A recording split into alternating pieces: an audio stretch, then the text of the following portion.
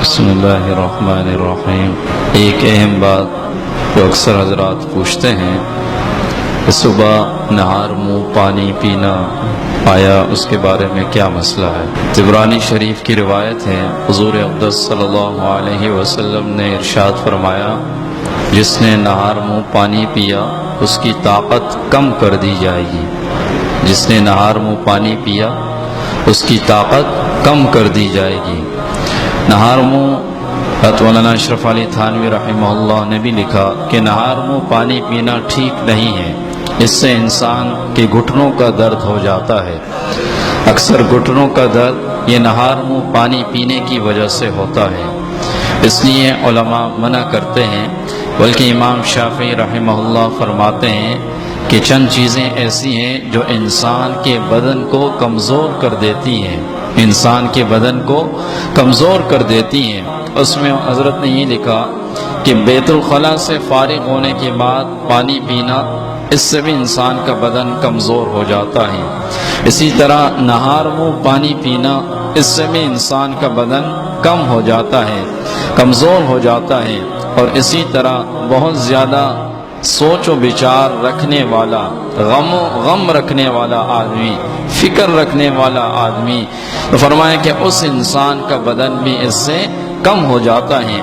بدقسمتی سے آج سے 35 سال پہلے تک یہ نہیں تھا، لیکن آج سے 35 سال پہلے یہ ایک بات پھیل چکی ہے کہ نہار منہ پانی پیا کرو، اور اس سے بدن کے اندر تقویت آتی ہے، اور نہار منہ پانی پینا اچھا ہے۔ بلکہ بعض لوگ اسے سنت سمجھتے ہیں، بعض لوگ اسے سنت سمجھتے ہیں۔ ایک حکیم ہے، میں ان کا نام نہیں لینا چاہتا، ان کا انتقال ہوا، انہوں نے بڑی اچھی بات کہا کہ نہار منہ پانی پینے کی بات بھی انگریزوں کی طرف سے آئی ہے، اور در حقیقت یہ ہمارے فوجیوں کے لیے ہے، ہمارے لیے نہیں، کہ وہ نہار منہ پانی پئیں گے تو ان کے بدن کمزور ہوتے جائیں گے، ان کے بدن کمزور ہوتے جائیں گے۔ کئی در حقیقت ان کے لیے یہ بات آئی تھی، اور آج بھی باہر ممالک کے اندر کوئی انسان گھٹنوں کے مرض کا شکار ہوتا ہے تو ڈاکٹر سب سے پہلے اسے یہ کہتا ہے کہ نہار منہ پانی مت پیا کرو، نہار منہ پانی مت پیا کرو۔ اس لیے اگر نہار منہ پانی پینا بھی ہو تو حضرت مولانا اشرف علی تھانوی رحمہ اللہ نے اس کا ایک حل یہ بھی لکھا ہے کہ آپ اپنی ناک پکڑ لیں اور سانس ناک کے ذریعے نہ لیں، اور گھونٹ گھونٹ پی کر پانی پی لیں۔ ایک گھونٹ لے لیں، پھر اس کے بعد پانی پیئیں، سانس ناک کے ذریعے نہ لیں۔ حضرت نے اس کا یہ حل لکھا ہے۔ اور اس کے علاوہ نہار منہ پانی پینا ایسا نہیں ہے کہ ناجائز ہے، لیکن بدن کی کمزوری کا خدشہ ہے، بدن کی کمزوری کا خدشہ ہے۔ پانی کے آداب میں سے ایک یہ ادب بھی ہے کہ پانی جب پیے تو پانی 3 گھونٹ کے ساتھ پیے۔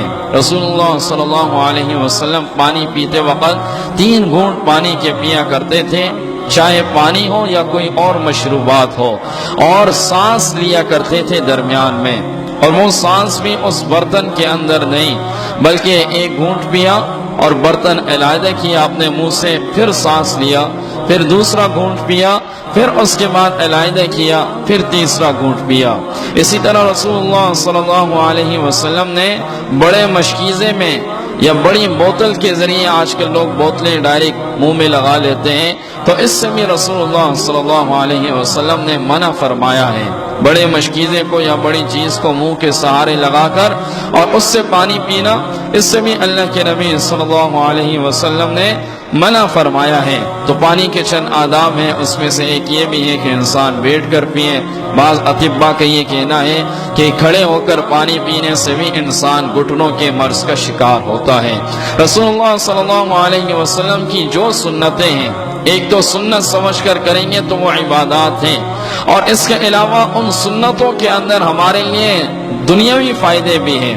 ان سنتوں پر عمل کرنے کی وجہ سے مختلف اقسام کی جو امراض ہیں اس سے بھی ہم بچ سکتے ہیں اگر ہم ان سنتوں پر عمل کرنے والے بن جائیں۔ اللہ رب العزت سے دعا ہے کہ اللہ رب العزت ان باتوں پر عمل کی توفیق عطا فرمائے۔